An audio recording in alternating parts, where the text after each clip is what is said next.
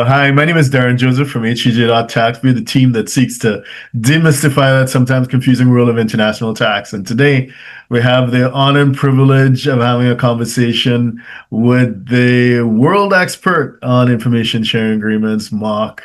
Mark, would you please introduce yourself to those who don't already know you? Yeah, so I have been specializing in automatic exchange of information and exchange on demand for 20 years, and I've consulted with the EU Commission and the OECD, and I focus exclusively on automatic exchange of information. I don't do anything else. Okay, that's great. When exactly would an advisor be at risk? Okay, so the US can prosecute the person providing this advice under Hmm. several criminal statutes, even if the technical claim that a jurisdiction is not part of FATCA, such as Svalbard.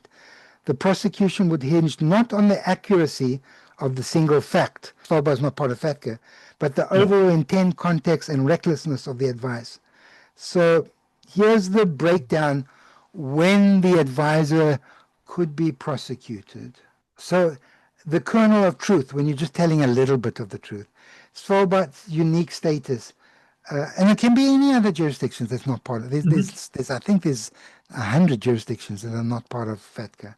Svalbard is a Norwegian territory with a unique international status. Norway has a FATCA Model 1, but Hmm. it doesn't apply to Svalbard. It's been excluded because of Hmm. the Treaty of 1925 and reasons why it's excluded. So it is plausible that a financial institution in Svalbard is not subject to FATCA with IGA with Norway. Hmm. If there's no IGA, the institution would theoretically fall under the default FATCA rules for non-participating financial institution. So you ask me who's non-participating for Hmm. FATCA, it's if you're located in a jurisdiction that hasn't got an Hmm. IGA. Okay. Yeah. But now we get to the interesting part. This is where the advisor's advice becomes dangerous if it's incomplete Hmm. or fraudulent. So the Yeah. circumstances for prosecution of the advisor telling the client you can use a non-participating financial institution. Um, the US would prosecute because the advice is materially false and misleading by omission. The advisor is telling a technical truth which facilitates a falsehood. So what is that falsehood? The falsehood is that the advisor is not telling the client officially that he Hmm. still has reporting obligations. The most important point, FATCA imposes a dual obligation on the foreign financial institution to identify and report U.S. accounts, but they also have obligations on the U.S. person to report their financial assets and accounts to the IRS, regardless of what the foreign financial institution does. So Hmm. even if a bank in Svalbard doesn't report to the IRS because it has no IGA and is non-compliant. It just doesn't bother reporting. The US person settler of a trust has legal obligation to report the trust, and that remains absolute. They must report that on the Hmm. FinCEN form 114, the IRS form 8938, and form 3520. I have many colleagues that Hmm. say, "Oh, you're a trust located in Svalbard. You must fill in the 3520." That's not true. That's up to the Hmm. US person. So you're advising in Yeah. writing that Hmm. although this is not part of FATCA and won't be reported by the financial institution, or there'll be a no report, you must still advise the client to report on these. Now, whether the client does or not, that's something else. Okay. Hmm. Uh, the structure is likely a non-participating FFI. So an institution without an IGA, such as Hmm. our trust in Svalbard, do Uh-huh. not register with the IRS and do not comply directly with FATCA.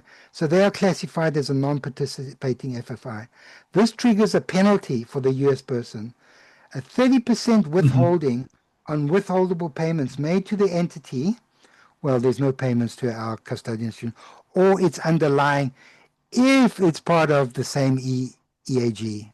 Okay, you see how Hmm. they try to tackle this non-participating. The advisor has likely steered the client into a structure that creates a significant tax penalty.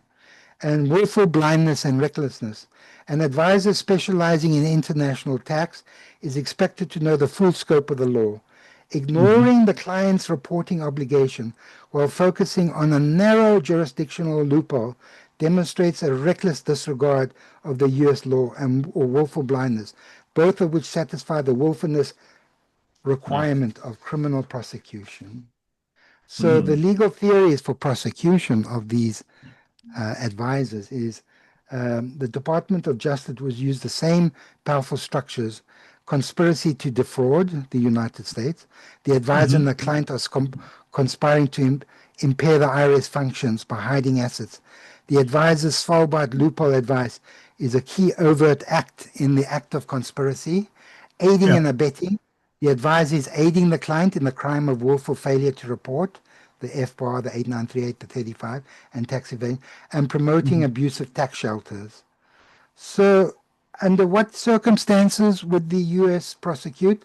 The U.S. would prosecute the advisor if it's willful, reckless disregard, or part of a scheme.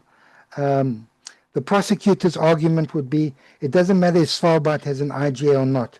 The defendant used that fact to sell a lie that the client had no obligations. Mark, thank you very much for sharing your time, your expertise. If someone wanted to reach out to you directly to find out more, what's the best way to find you and contact you? You can just find my website, which is co-ownershiptrust.com. That's with a dash. Or a Google search of my name and trust, and you should find me very quickly. And then WhatsApp me.